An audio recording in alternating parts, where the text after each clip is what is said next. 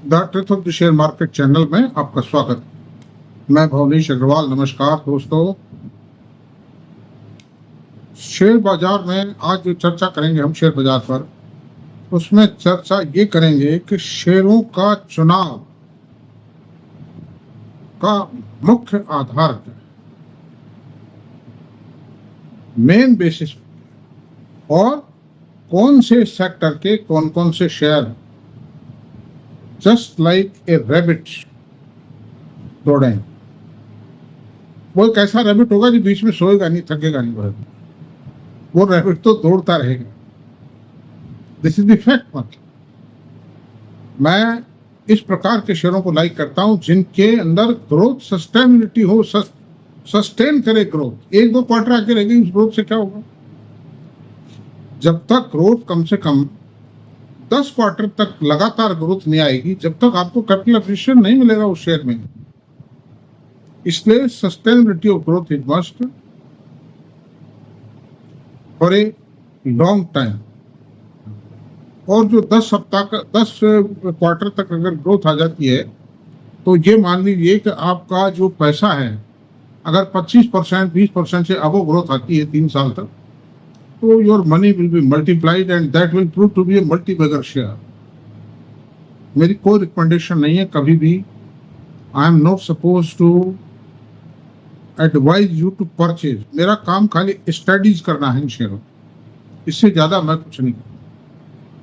Because I have no charm at all. I don't want any money from anybody else. No money is required by me. That's all. तो अब देखिए, चलते हैं कौन सा share, कौन सा सेक्टर है जो इस वक्त जो सबसे सेफेस्ट सेक्टर है। एक समय था एफएमसीजी सेक्टर को सेफ माना जाता था, आईटी को सेफ माना जाता था, फार्मा को भी सेफ माना जाता था, और ये डिफेंसिव शेयर्स कहलाते। बट नाउ सम प्रॉब्लम्स, दुनिया के अंदर एक इंसान की वजह से, जो बहुत ताकतवर इंसान है, दुनिया का सबसे ताकतवर आदमी है, उस आदमी की जिद और नासमझी के कारण वो दोनों सेक्टर्स जो हैं, now they are passing through some several obstacles. सुधर जाएंगे, कोई खास बात नहीं, थोड़ा टाइम लगेगा। सिचुएशन फार्मा में भी सावधान रहिए। जो उन्होंने ऑर्डर किया है, उस ऑर्डर को कोई भी आदमी समझाने को तैयार नहीं। मैं वीडियो बना चुका हूँ उसके ऊपर। उसमें जो ऑर्डर किया है, जेनेरिक मेडिसिन के अलावा सब और ज्यादा मेडिसिन हैं, वो न्यूनतम प्राइस पर बिकेंगी। जो वर्ल्ड में जिस भी देश में उन्होंने बेची है न्यूनतम प्राइस पे, उससे ज्यादा प्राइस अमेरिका की मार्केट में वो रिकवर नहीं कर पाएंगे। That order is a very dangerous order. तो इसलिए सावधान रहिए दवा की कंपनियों में, और liquidate them up to some extent. For a little portion of the pharma investment can be liquidated. तो अंडर these circumstances दोस्तों, मैं आज विचार करूंगा health care sector. Health care sector nowadays it is the most safest sector in the share market. Hotel और hospital, ये दो sector हैं जो सेफ है। इन दोनों में भी जो सबसे बढ़िया है, दोनों में से जो बेटर है, वो है hospital sector, health care sector, जिसको मोटे रूप में आप कह सकते हैं, ब्रॉड हेडिंग है। तो अब सवाल ये है कि इसके चुनाव का आधार क्या हो, चुनाव क्यों करें, क्यों बढ़िया है सेक्टर। ये सबसे पहले बात करते हैं। ये इसलिए बढ़िया है कि भारत एक गरीब देश और विकास कर रहा है बहुत तेज गति से।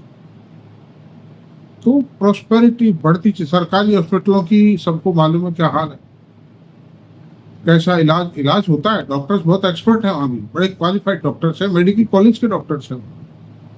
लेकिन सवाल ये है कि केयर एंड रेस्पॉन्स कैसा हो। वहाँ भीड़ बहुत है, उनका भी किसी का भी दोष नहीं। फ्री में इलाज होता है ना, गरीब आदमी वहाँ जाता है। मतलब तो वो व्यवहार है, केयर है, वो सब बहुत पुअर है। वो सब मिलेगा प्राइवेट हॉस्पिटल। प्राइवेट हॉस्पिटल है इसीलिए। इसलिए मेरा ये है कि आज इंडिया के अंदर मैं बताता हूँ आपसे, टोटल कितने हैं। 1.90 मिलियन बेड्स और 69,000 हॉस्पिटल से टोटल जो नंबर ऑफ बेड्स है 19 लाख, और प्राइवेट सेक्टर में कितने बेड्स हैं? ये 11,80,000, 11,80,000 बेड प्राइवेट सेक्टर में खुल गए। मतलब तो प्राइवेट सेक्टर ने बहुत बड़ी उपलब्धि की है। सरकारी सेक्टर में तो 7 लाख बेड ही रहेंगे। तो private sector number of bed is becoming higher, private sector hospital sector is progressing well, that is being well. और जैसे जैसे प्रॉस्पेरिटी आएगी, कौन आदमी सरकारी हॉस्पिटल में धक्के खाना चाहेगा? Everybody will like to, that fellow will like to, अगर वो अफोर्डेबल पोजीशन में, तो he will like to go in the private hospital where the response is better, behaviour is better, care is better, इसलिए वो वहां जाएगा। मतलब उसको कोई नहीं रोकेगा। और फिर इंश्योरेंस का पेनिट्रेशन बढ़ता जा रहा है, मेडिक्लेम इंश्योरेंस की कल्चर बढ़ती जा रही है। और सरकार ने भी जो आयुष योजना आई है राज्यों के अंदर, जैसे राजस्थान में चिरंजीवी योजना है, और राजस्थान के अंदर राजस्थान गवर्नमेंट सर्वेंट्स के लिए RGHS स्कीम है, CGHS स्कीम है, इनमें भी प्राइवेट हॉस्पिटल्स को अलाउ कर दिया है। बिकॉज सरकार को मालूम है कि उनके पास इतनी कैपेसिटी है ही नहीं उनके सरकारी अस्पतालों की, ताकि वो इतनी लंबी संख्या को कैटर कर। तो ऐसी सूरत में the future of the Indian hospitals is far far bright and demand is going to. अच्छा, दूसरी बात हम ये कंपेयर करते हैं कि भारत के अंदर जो हॉस्पिटल्स है, 1,000 लोगों पे 0.6 बेड्स, 1,000 पर एक बेड भी नहीं है यार, आधी से थोड़ी सी ज्यादा है। और अब मैं आपसे बताता हूं, नॉर्थ अमेरिका में 2.7 बेड पर 1,000 पर्सन्स, सिटीजन्स मानिए, नागरिक जो हैं, 2.7 बेड हैं पर 1,000 नागरिक। यूरोपियन यूनियन में कितने हैं? 5.3। और ये है चाइना में कितने हैं? 5 बेड पर 1,000 पीपल्स हैं। और बताता हूं, जापान एंड कोरिया में 12 बेड्स पर 1,000 पीपल हैं। Japan and South Korea are having the highest number of bed per 1,000 people. तो आप 5 मत मानिए, हमारे यहाँ तो 0.6 ही है भाई, सरकारी प्राइवेट सब मिला के 0.6 है। तो अभी तो बहुत गुंजाइश है इसमें इतनी ज्यादा गुंजाइश है डिमांड की और ग्रोथ की, और ये अगले 10-15 सालों के अंदर अंदर होगा ये काम। मतलब 2.5 बेड पर 1,000 पीपल होनी चाहिए, ये मान के चलो। और होगी वो जिस हिसाब से सेक्टर ग्रो कर रहा है। कोई भी एंटरप्रेन्योर किसी सेक्टर में इन्वेस्टमेंट करता है, वो ये सारा डिमांड सिनेरियो को चेक करके। तो 0.6 का मतलब 2.4 भी अगर होती है बेड की संख्या पर 1,000 पीपल, तो 4 टाइम हो गया, 15 साल में अगर 4 गुना हो गया, तो इन कंपनियों का जो प्रॉफिट है वो 10 से 15 गुना हो जाएगा। ये मान लो, मल्टीप्लाई से मल्टीप्लाई होता है हर चीज। जितना उसमें आगे बढ़ते जाएंगे, उसमें कैलकुलेशंस में रिजल्ट बेटर होते चले जाएंगे, बिकॉज स्केल ऑफ ऑपरेशन बढ़ती है, कुछ तरीके निकलते हैं, कुछ रेटें बढ़ती हैं, रेट भी बढ़ेगी, दवाएं भी महंगी होंगी, डॉक्टर्स की फीस भी बढ़ेगी, तनख्वाह बढ़ेगी डॉक्टरों की। तो डॉक्टर को कोई हॉस्पिटल अगर 25,000 रुपये साल बढ़ाएगा तो 50,000 रुपये मरीजों से वसूल करेगा वो। ऐसी सूरत में जहाँ 4 टाइम वॉल्यूम होने की संभावना है, जब 4 से भी ज्यादा होगा ईमान, because India has become a hub, a medical, India is going to become a medical hub in the world. NRI जाते हैं फॉरेन से, वो इलाज यहाँ करवाते हैं। आंखों का कैटरेक्ट निकलवाना है, चलो यार फॉरेन चलें, इंडिया देश चलेंगे, जब वही निकलवा लेंगे वहाँ सस्ता काम हो जाता है। और ऐसे बहुत से ऑपरेशन हैं जिनको थोड़ा डेफर किया जा सकता है कुछ टाइम, ताकि वो देश चल के करवा लेंगे। और गल्फ कंट्री से तो इंडिया में, ये बॉम्बे में और दिल्ली में बहुत लोग आ रहे हैं। मतलब a lot of people are coming because the Indian treatment is very cheap. जिस काम के गल्फ में भी आपसे 20 लाख रुपए लेगा, वो काम आपका 3-4 लाख रुपए में जाएगा। तो ऐसी सूरत में the hospital industry future is very bright in India, because there is a demand, और डिमांड होगी तो प्राइसिंग पावर भी आएगी, प्रॉफिटेबिलिटी बढ़ेगी उसमें। ये बात है। अब चलते हैं, कौन से हॉस्पिटल ऐसे हैं जो मार्केट लीडर हैं वो रहेंगे, और किन कारणों से रहेंगे। अब मैं आपसे बता रहा हूँ, जैसे मैं 5 हॉस्पिटल्स पे आपसे बताऊंगा, डेटा बताऊंगा इनके बाकायदा। Apollo hospital, the largest private hospital in India है, ईपीएस 91.11, 91 रुपए 11 पैसे की ईपीएस है।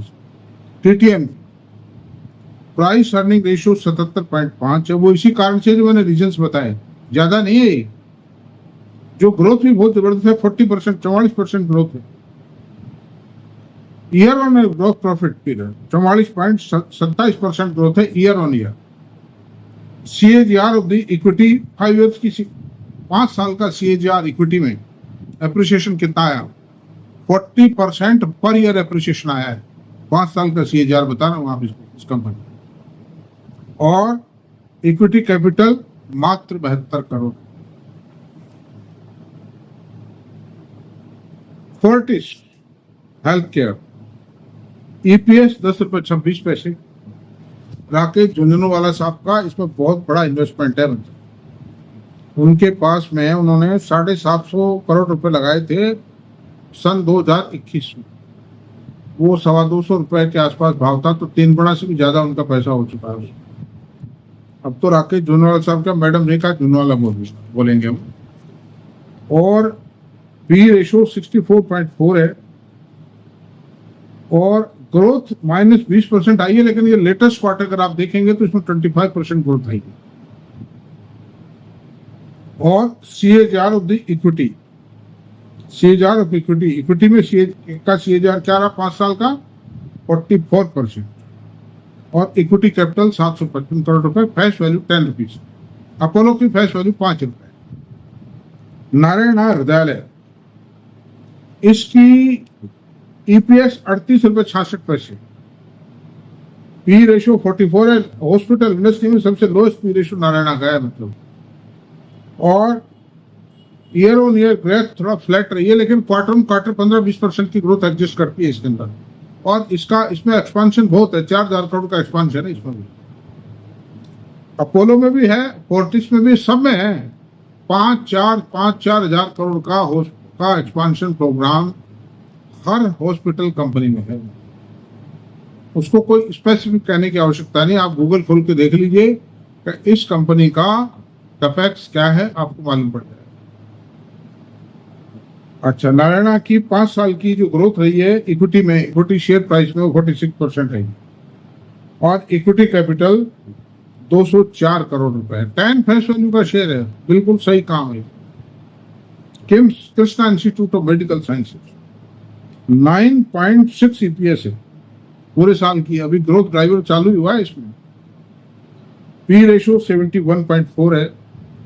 ये पी रेशो अगले साल घट करके 40-45 रह जाएगा, जिस हिसाब से ग्रोथ है इसमें।